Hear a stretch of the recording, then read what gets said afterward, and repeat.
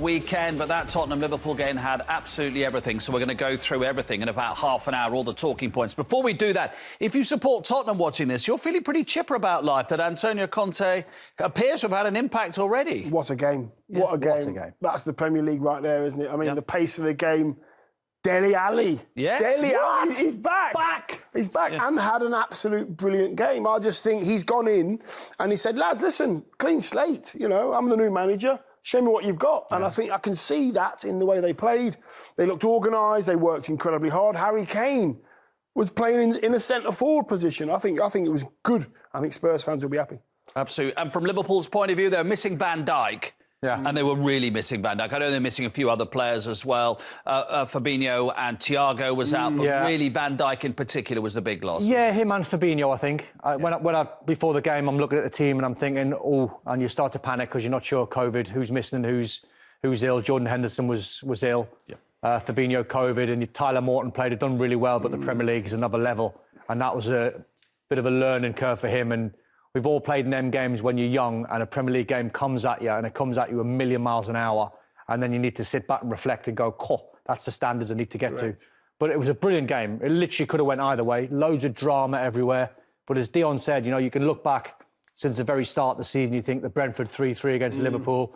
There was a West Ham-Chelsea 3-3. There was an Arsenal 3-2. Brentford-Arsenal first game of the season. Brilliant games. This was one of them. Yeah, absolutely was. Right, Chris, there's plenty for you to do in the next half an hour. So you're going to earn your Christmas lunch. Don't worry about that. We're going to go through things chronologically. So much happened. So let's start. Harry Kane only one Premier League goal until this game, but he doubled his tally yesterday with a really good finish and a really good pass as well. Can I just say, this is a great example to any kids because it's almost like a relay runner, what he's doing, Harry Kane. He's got himself side on and he's not worried about the ball, so he's sort of running away, expecting the baton. Ignore the ball. The weight of pass is perfect. Not once does he ever think about taking a touch there, Dion. Look at this body language. Let it run across your body, hoping that it comes into your vision. It's great. I mean, with that goal there, you can see Harry Kane, he works so hard to make sure the ball's in vision all the time. Not at any time does he take his eye off the ball. He's running in a way where it's easier to turn his back on the ball, but he works hard to make sure he can see the ball at all times. That's the perfect run. And what Don's saying there is waiting for it to get to him wherever he needs it, and then he just takes it in his path. Watch his body language. Great body language. See how he turned his back towards the player and not the ball? And then he knows he can catch up with the ball itself. This is the one I like, where now he's running like a 100-metre sprinter. Look how he strikes it. Beautiful strike. And he's got himself side on, but he's ended up running straight, and all he wants is looking bottom right. Yes. And he's thinking, when's that ball coming? Yeah, when's it appearing? Coming? Like the baton, when's it coming? Yeah. And it just come into him, and he just got his stride pattern. Perfect. Perfect for the strike. That's Harry Kane. That's what he does naturally. Anything defensive to say about that? Any way that the Liverpool defenders could or should have got closer to Andy Kane? Robertson could have got tighter to Kane. Further across. Tighter to Kane. Yes. I think it was Konate that It was Konate was in the middle. It was Robertson on Kane. Yes. And what you're taught there as a manager, as a player manager giving you instructions, the least danger is the ball outside of you. So if anyone was on the overlap, leave that, sack that. Harry Kane's the most important man in that scenario. And you can't stop everything. That's the thing. You cannot stop everything. So the ball was too good as well. Yeah, you can't stop everything. You know, if Robbo comes in, then they have to go out wide because if there's gaps between fullbacks and centre halves, players like Harry Kane will find them. And that's the lesser of the evil. So let it go out wide, and then we'll deal with the cross when it comes in. It's an extra pass. Yes. In order for you to get yourself organised. Great from Tottenham's point of view because all the players that have been on the fringes were all involved. You know, Harry Winks won a 50-50. That's not traditionally his game. No, it's not. He's a ball player. He's a good pass from the ball. Got good range, but he put a foot in. So that's Conte effect. Getting him to put a foot in. And Ndombele was the next passage in that, the way he weighted pass into Kane. And then your top man scoring. This is the amazing thing about the game is both teams will come away thinking that they maybe should have won. Both teams will have gripes. Both teams probably in the end will accept that a point is not a bad result. But from Tottenham's point of view, having been 1 up, then they had the chances to go 2 up. And that is a completely different picture, of course. And really good chances to go 2 up. Yeah, and it's with these two especially in the chair, you expect them to get it right. I mean, that's made difficult by the pass and the finish just didn't work. They're getting back to where they need to be. Look at the weight of that pass there. And I'm thinking goal. I'm just thinking goal straight away. As soon as he gets in that position, Son's so reliable. This is the best one, isn't it? Yes. I mean, this was their plan, wasn't it? Yeah. Son running over the top, midfield runners. Can Dele Alli get in support? Great Brilliant run from pass, Kane. isn't it? What a pass that is. Well, the pass I don't think is that hard. It's the run from Harry Kane. The run from Harry Kane takes everyone away. Then the vision, the execution of the pass is not really a hard one. And then that's what Dele's good at. Yep. It's like if you're Conte, show him that one clip from that game and say to him, I want you to do that 10, 15 times a game. Because that's his game. He's not a midfield player. Dele Alli was soft feet. No. He's not Thiago. He's not Pirlo. He never has been, has he? Never has been. So running beyond. you're 6'2". You know, people like Thiago, they can't do the things you can do. You're an athlete. You go box to box, running behind Kane and Son, and you'll get your goals. I wouldn't go so far as say he was back because it's one game. Yeah. But that's the Dele Alli who can be back. No, he played well. I wonder Really if you well. look at the last chance again that he'll think maybe with a few more weeks, a bit more confidence he would have scored because Alisson's already going down. Yeah. Alisson's already going down to his left, and maybe a more confident Dele Alli reverses it the other way. Look at his body weight; he's already gone back. Yeah, but you can see Dele Alli. Dele Alli's going to finish like that, regardless of where the goalkeeper is. He's made his mind up. It's the easiest finish to try and execute, but the keeper's just read it. He's read it. Keeper's gambled, hasn't he? Keeper's gambled right on this occasion. Dele Alli would have possibly checked. Yeah. Before the ball got just probably checked at the last minute and thought, That's what I mean by a few more weeks, a bit more confidence. Correct, yeah, definitely. A few more goals in the locker. Yeah, sure. You know, you might go for eyes. Yes. You might go for a different finish. As a midfield player myself, when you want a safe finish, as Dion said, rather than a dink, trying to overcomplicate things, you whip it bottom right corner. That's the technique. But we've seen him do that. That's my point, isn't it? With Dele Alli, when he's been at his best, he's got the dink or he's got the reverse. Got everything. We'll He's got everything in his locker, isn't he? He's got everything. Right, Chris, here we go then. Here we go. Chris, Let's start with Mr. Harry Kane. Let's have a look at a yellow card for Harry Kane only. Jurgen Klopp, absolutely furious, said it should have been a red for this challenge on Robertson. Well, when I saw it in real time, first up, I actually thought it was a yellow card. And you can see from Paul Tierney's position, there's no sort of acceleration into the scene because the ball gets away and Harry Kane gets up and the game's going on. When I saw it again, I said that's a red card. All I can assume is that when there's been this discussion of, what have you seen? Paul Tierney's seen a challenge that probably feels lacks intensity, and look at point of contact where he's caught him just on the top of the boot. And because the pitches correlate with what the VAR sees, they haven't Who was gone for a on review. VAR on that game? Was it Craig Pawson? No, it was Chris Kavanagh. It was Chris Kavanagh. So Paul Tierney's obviously explained what he's seen. The VAR's looked at it. There was nothing there to change his mind. But I think Harry Kane was very fortunate not to be sent off for that challenge. It's a great bit of skill, by the way, from By the way, just keep an eye on his foot just off the floor. Thank goodness for and that. Andy Robertson is very fortunate his foot is not planted because, honestly, that's a broken leg. That's a tip break, right there. That's a broken leg. Yeah. But VAR there, I think they've got to help the referee. If the referee can't see that in real time, I think he should still see it in real time. I think the best referees see that in real time. But if they don't, because we've got VAR, just lean on them. Lean on them. Go to the monitor. Go and see it. If you're not sure, because you can't be sure of everything, if you're a little bit scrambled, because it was a great game, it was fast, it was furious, he's got to go box to box, he's got to see everything, just slow everything down, maybe say to VAR, what do you think? Or can I go to the monitor? Can I request to go to a monitor? Yeah, that's the interesting thing. Don makes a good point there. Can the on-field referees say, can I have another look at that again because I'm not entirely sure what's happened? In my world, that's absolutely fine. Yeah, the protocol for VAR says you can instigate a review as a referee. You can then recommend one as a VAR. But I think when I look at it again with Paul, he blows the whistle. And he's very calm and very composed walking over because he obviously doesn't... he sees the challenge. I don't think he recognised the severity of it. But as we said, Harry Kane, he should have got a red card for that. I think I can understand why he doesn't give a red there, the referee, without having to look at it again. Yeah. Because he keeps low, doesn't he? He keeps low. Think about it. Kane's he's not up here, like Don. He's down there. You made it really easy. But he's low, isn't he? He is low, but... This sounds really stupid. He is low, but he's still high. Yeah. If you watch him, he doesn't have to. He's out of control. He doesn't now. have to. Well, that's the thing. He's out of control.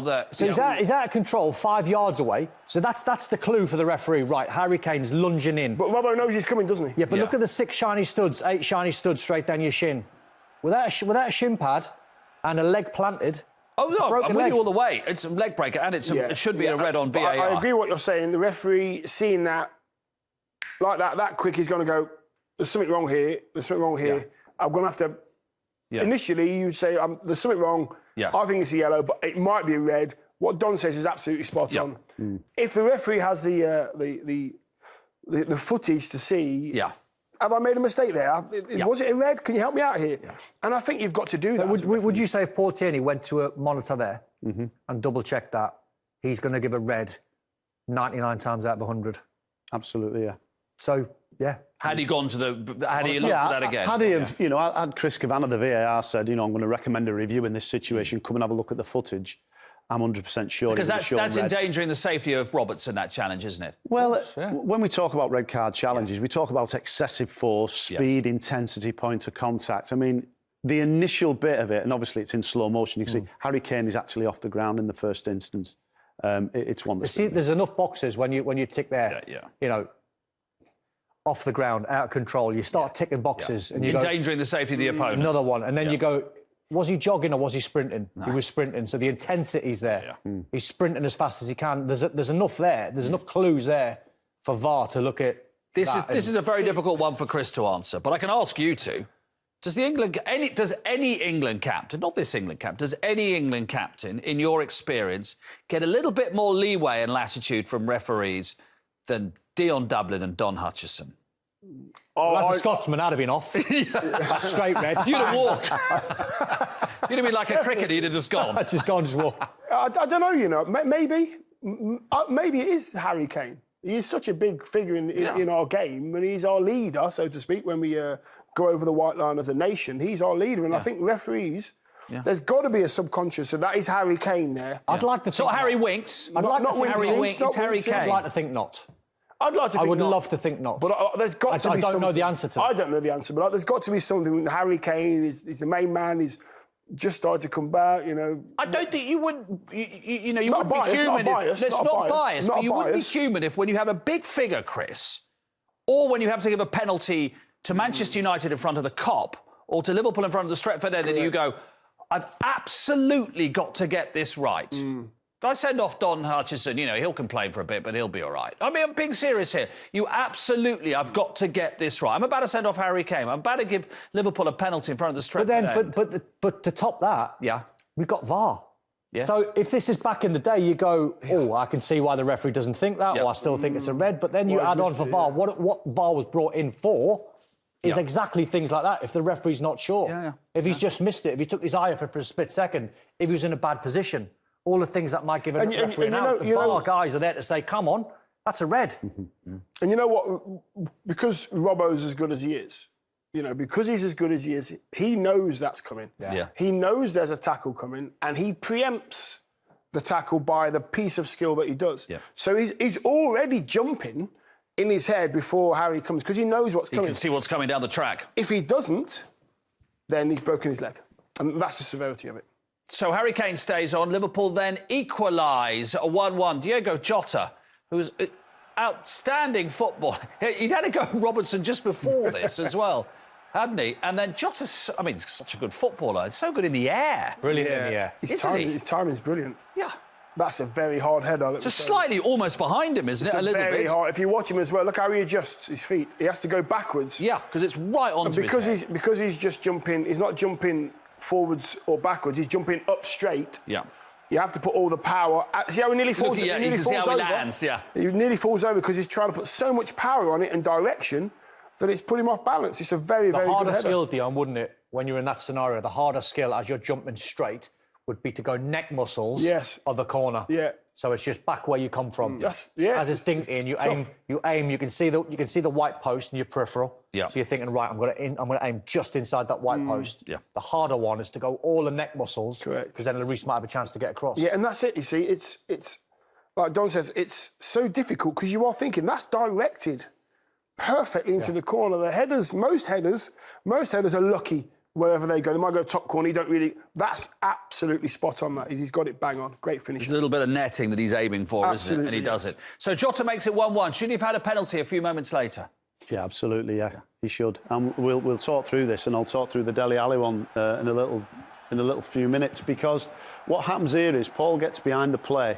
Paul Tierney, the referee, there he is behind the play. He's not quite got wide enough, and it looks as though with that lighter touch, I think someone said that the Liverpool attacker Diego Jota just slowed down. There was contact. That's what Tierney said to Jurgen Klopp. But Jota slows down to initiate the contact. But it doesn't matter. It's a clear push in the back. I think if he'd have got a fraction wider, we talk about that outside left channel, and we'll see it a little bit later on. He gets a better view on that.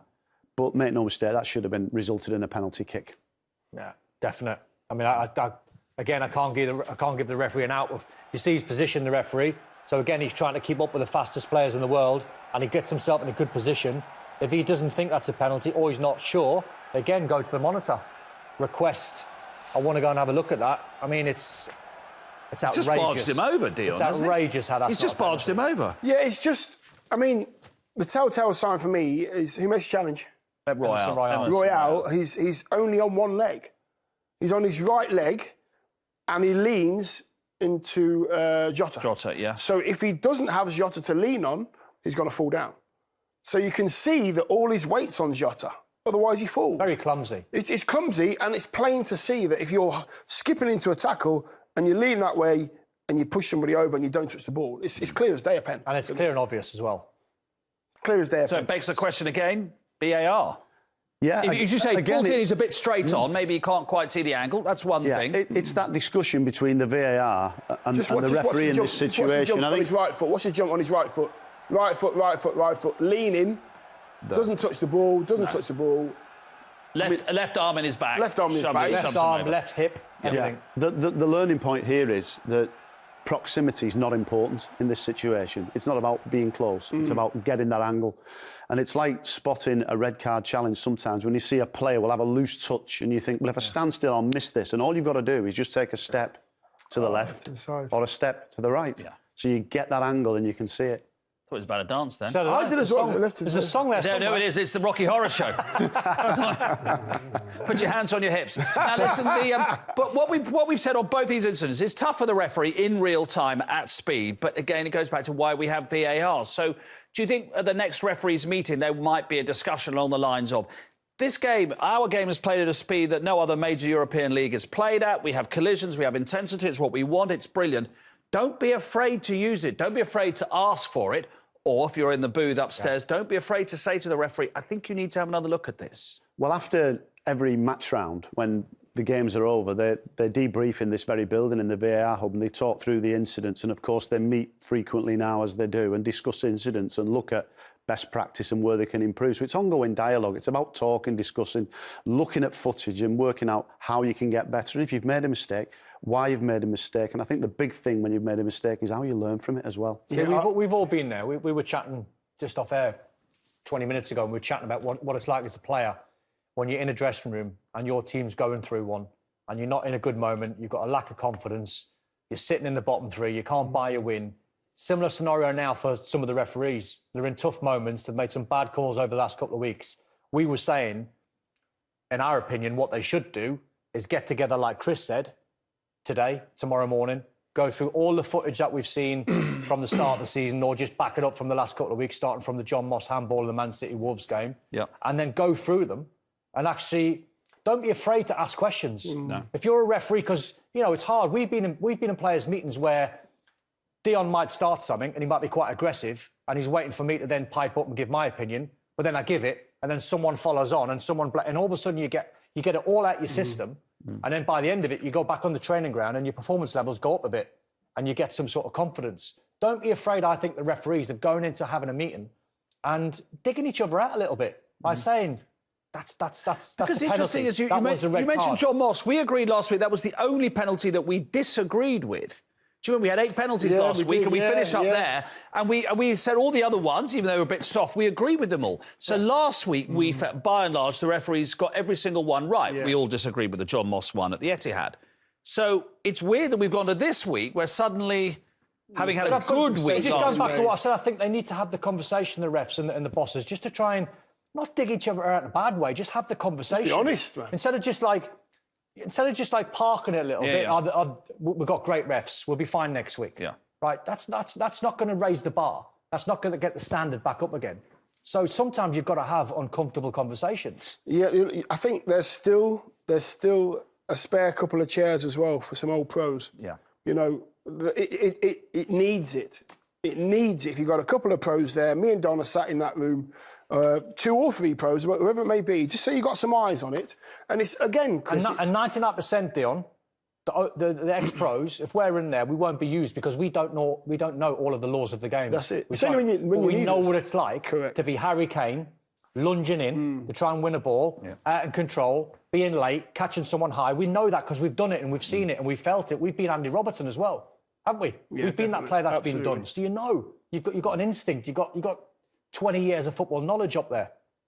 So that's just the first half. It was 1-1. Second half, Tottenham had some chances again to go in front. Harry Kane in particular. And again, Harry Kane at his absolute best. He would have put one of these away. He really did have some opportunities in the second 45. Yeah, That's a bad ball, you know. There's a bad ball out from Dele Alli because Harry Kane wants it in his stride. And when you see it again, it comes off his heel. Yeah. Anything more on that from Dele Alli, Harry Kane scores. But because it's Harry Kane, you still expect him to score, even though that's a half chance there at the far post. You still expect him to score because he's that good. He's the best that we have. And I just think the more times he just gets back to what he's doing and what he's good at, those goals will just be flying in for him. With Dele Alli as well, because I like Dele. I think he's a very good player. For me, on the outside looking in, the problems have been his attitude and his fitness, possibly. Him as a footballer, not a problem. That individual, as in Dele, he needed someone like Antonio Conte. Yes. Someone that's got authority and someone to sit him down, like Jose did. Jose did that, I know he did. I know he did, but the penny didn't drop. No. And then he thought he could get it under Nuno. That didn't happen in a short period of time. But I think he realises, because Dele's an intelligent lad, he'll be watching enough football and hearing the likes of us and everyone else who's got an opinion all saying this is last chance saloon. So at some point when you hear that, it sticks in the back of your brain. You think, well, they can't all be wrong. And all these managers can't be wrong. Now it's up to me. And he's got, I think, the perfect manager. Because Conte will have said to him, this is it. You don't do it now, you're history. You've gone. So my way or the highway, it really is. Yeah. I think we all agree with the Dele Alli penalty shout that it was the correct decision not to give a penalty. Yeah, I think this was an excellent decision by the referee. You can see now he's worked the angle. He's in a great position to see. Yeah, there's contact. You know, we can see a little bit of contact. That lighter touch. I think the clue there is how he splits his legs and goes to ground. Okay. Watch his legs; he'll split there. You see. Yeah. Gotcha. And he drags his feet and goes to ground. So, on that situation, I fully support the referee. I think he made a really good decision. Watch there. You'll see the legs. See how they split. It goes down to. Oh, you're not going to fool Detective Foy with that, are you? No, you can't. Yeah.